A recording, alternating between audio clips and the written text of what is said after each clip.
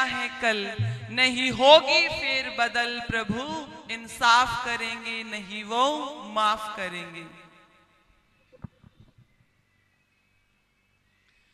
ये व्यवस्था परमपिता परमेश्वर लेकर के बैठा है कि हम जैसे भी कर्म करेंगे, इसीलिए वेद कहता है कि पक्तारम पकवाह पुनराविशाति, कि हम जैसा पकाएंगे वैसा ही खाएंगे, हम जैसा बोएंगे वैसा ही काटेंगे। ये तो हम अपने जीवन में भी देखते हैं। होशियार जी, आदरणीय श्री श्री होशियार जी विजोरावाद से वो 50 रुपए देकर के सम्मानित कर रहे हैं। आदरणीय आर्य जी भी 100 रुपए देकर के सम्मानित करें, बहुत बहुत धन्यवाद। ये बात तो हम अपने जीवन में, व्यवहारिक जीवन में भी देख सकते हैं कि यदि हमने गेहूं का बीज बोया है तो उसके अंदर गेहूं ही लगता है, चना हमें प्राप्त नहीं होता। यदि हम पेड़ बबूल के बोएंगे तो बबूल ही मिलेंगे, हमें आम नहीं मिल सकते। हम जैसा करेंगे हमारे पास वैसा ही लौट कर आएगा। और कैसे आएगा? एक बूढ़ी माता जी थी, वो किसी लाला जी की दुकान पर गई और दुकान पर जाकर के कहा मुझे 1 किलो चीनी दे दो। लाला जी ने 1 किलो चीनी तोल करके दे दी। बूढ़ी माता जी घर चली गई। लाला जी अगले दिन आए और कहा माता जी क्या आपके घर में घी है? तो उन्होंने कहा है मेरे पास तो घी का, मुझे 1 किलो घी दे दो तोल करके। बूढ़ी माता जी ने 1 किलो घी तोल करके दे दिया। लाला जी को कहाँ संतुष्टि होनी थी, उन्होंने अपनी दुकान पर जाकर के अपने तराजू पर रख करके घी को तोला। और जैसे ही घी को तोला तो घी 1 किलो से 100 ग्राम कम था, 900 ग्राम घी था। लाला जी को गुस्सा आया। अकेले नहीं गए, अपने साथ में और लोगों को लेकर के गए और कहा कि उस बुढ़िया की मैं बेइज्जती करूंगा जाकर के, मेरे साथ धोखाधड़ी करती है, 1 किलो घी के पैसे लेकर के 100 ग्राम घी कम दे दिया। बहुत सारे लोगों को जाकर के लेकर के गए और जाकर के बूढ़ी माता जी को खरी खोटी सुनाने लगे। कहा तुझे शर्म नहीं आती, इस उम्र में भी घोटाला करती है, 100 ग्राम घी कम दे दिया मुझे। 100 ग्राम घी कम कैसे दे दिया? तो वहां पर बूढ़ी माता जी ने कहा, बहुत बहुत धन्यवाद दादाजी। वहां पर बूढ़ी माता जी ने कहा मुझे तो नहीं पता कि मैंने घी कम दिया है या ज्यादा दिया है। देखो मेरे घर में तो बाट है नहीं, मेरे घर में बाट नहीं है। मैं तो तुम्हारे से 1 किलो चीनी तुलवा करके लाई थी, मैंने एक तराजू में चीनी रख दी और एक तराजू में मैंने घी तोलने के लिए रख दिया। अब मुझे नहीं पता कि कमी कहाँ है। तो देखो पक्तारम पकवाह पुनराविशाति, हम जैसा करेंगे हमारे पास वैसा ही लौट करके आएगा। किसी कुएं के अंदर हम आवाज देना, जोर से गूंजता है कुआं, गाली देंगे तो गाली वापस लौट करके आती है। और कोई अच्छा वेद मंत्र बोलेंगे तो वेद मंत्र लौट करके आएगा। ये तो हमारे हाथ में है कि हम क्या करते हैं, हम क्या कमाते हैं। व्यक्ति कहता है ना कि खाली हाथ जाता है और खाली हाथ आता है, नहीं। व्यक्ति कर्मों का फल, व्यक्ति अपने कर्म संचित करके जाता है और खाली हाथ नहीं आता, वो कर्मों को ही साथ में लेकर के आता है।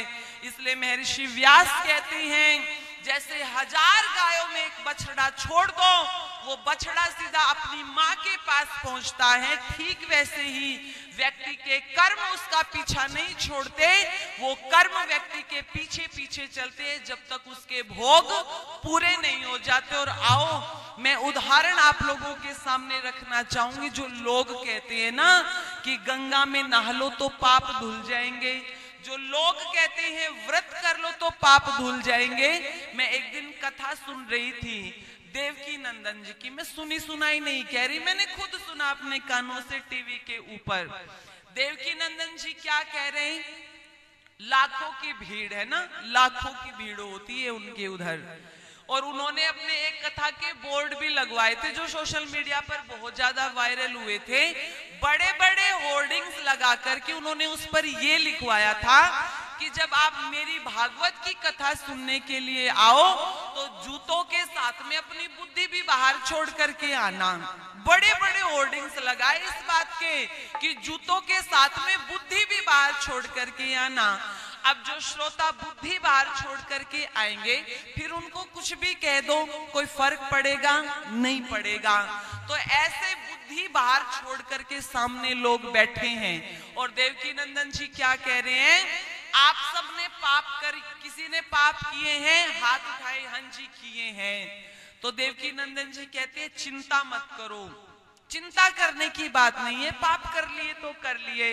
मैं आप लोगों को एक उपाय देता हूं कि यदि पाप अपने जीवन में कर लिए हैं तो अपने पूरे जीवन के अंदर 1 साल नहीं, 2 साल नहीं, 10 साल नहीं, पूरे जीवन के अंदर आपको केवल और केवल 2 एकादशी के व्रत करने हैं। केवल 2 एकादशी के व्रत करने हैं और एकादशी के व्रत करने से आपके जितने भी पाप हैं वो सारे के सारे क्या हो जाएंगे, माफ हो जाएंगे। मैं आप लोगों से प्रश्न पूछूं, आप सब बुद्धिजीवी लोग बैठे हैं, यदि हम पाप को माफ करने लगे, कोई चोर चोरी करे और पुलिस वाला कहे कोई बात नहीं, क्या हो गया चोरी कर ली, तो समाज के अंदर पाप बढ़ेंगे कि पुण्य बढ़ेंगे? पाप बढ़ेंगे। ऐसे ही यदि ये बड़े बड़े कथावाचक ये उनको छूट दे रहे हैं, भारी डिस्काउंट 100% डिस्काउंट दे रहे हैं कि तुम कितने ही पाप करो, केवल 2 व्रत करने से तुम्हारे पाप माफ हो जाएंगे, तो दुनिया के अंदर पाप बढ़ेंगे कि पुण्य बढ़ेंगे? पाप बढ़ेंगे।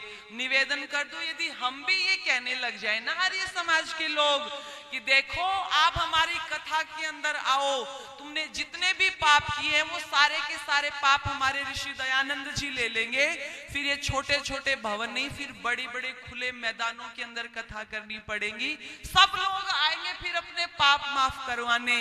लेकिन ऋषिवर दयानंद जी हम सत्य को लेकर के चले हैं, ऋषिवर दयानंद सत्य के लिए जिए, सत्य के लिए मरे, तो हम उन सिद्धांतों से समझौता नहीं कर सकते कि हम लोगों को बहका करके, उनको ये लोभ दे करके, ये लालच दे करके, स्कीम दे करके कि हम तुम्हारे पाप माफ कर देंगे। देखो पाप माफ करने का तो एक ही तरीका है, दुखों से बचने का तो एक ही तरीका है, और वो है जीवन के अंदर पाप करो ही मत। और जो लोग कहते हैं ना पाप माफ हो जाते हैं, आ जाइए वाल्मीकि रामायण के अंदर, वाल्मीकि रामायण के अंदर मर्यादा पुरुषोत्तम राम को वनवास गए 6 ही दिन हुए थे, और 6ठे दिन माता कौशल्या को महाराज दशरथ ने अपने पास बुलाया और कहा, रानी मेरे से मेरा प्राणों से प्यारा पुत्र आज दूर हो गया है, आज मैं उसका जो मेरे से दूर हो गया है, जो मुझे प्राणों से प्यारा था, आज मुझे मेरा वो बुरा कर्म याद आ रहा है, जिसके कारण आज मुझे राम का वियोग झेलना पड़ रहा है। तब माता कौशल्या ने पूछा था, महाराज ऐसा क्या हुआ? तब महाराज दशरथ कहते हैं, रानी मैंने युवावस्था में कदम ही रखा था और मैंने शब्द वेदी बाण चलाने की कला सीखी थी। मैं शिकार करने के लिए अपने हाथ में धनुष और तीर लेकर के जंगल की तरफ गया, और जंगल के अंदर जब मैं पहुंचा तो मेरे कानों में एक आवाज सुनाई दी और मुझे लगा कि जैसे कोई हिंसक प्राणी जल को पी रहा है। मैंने निशाना साधा और वो निशाना जाकर के जैसे ही लगा तो मेरे कानों में करहाने की आवाज आई, और वो करहाने की आवाज जब सुनी तो मुझे लगा कि ये करहाने की आवाज किसी पशु पक्षी, किसी जानवर की नहीं है, ये आवाज तो किसी मनुष्य की है। उसकी आवाज को सुन करके मैं उस तालाब पर पहुंचा और वहां पर जाकर के देखा कि एक नौजवान लड़का घायल अवस्था में पड़ा हुआ है, दर्द से करहा रहा है। उसके पास जाकर के मैंने उसका नाम पूछा तो उसने अपना नाम मुझे बताया कि मेरा नाम श्रवण है, मेरा नाम श्रवण कुमार है। और उन्होंने कहा कि मैं अपने अंधे माता पिता को ऋषि मुनियों के प्रवचन सुनाने के लिए निकला हूँ, और मेरे अंधे माता पिता को प्यास लगी थी तो मैं पानी लेने के लिए आया था, ये तुमने क्या कर दिया? मैं उनके बुढ़ापे की लाठी था, मैं उनका अकेला सहारा था, वो कैसे जिएंगे? मुझे लग रहा है कि मैं तो जीवित नहीं रह पाऊंगा, मरने से पहले केवल इतना चाहता हूं कि मेरे जो अंधे माता पिता प्यासे हैं उनको जाकर के पानी पिला दो, और जब तक वो पानी ना पी ले अपनी वाणी से कुछ भी मत बोलना। नरेश दत्त जी ने पंक्तियां लिखी।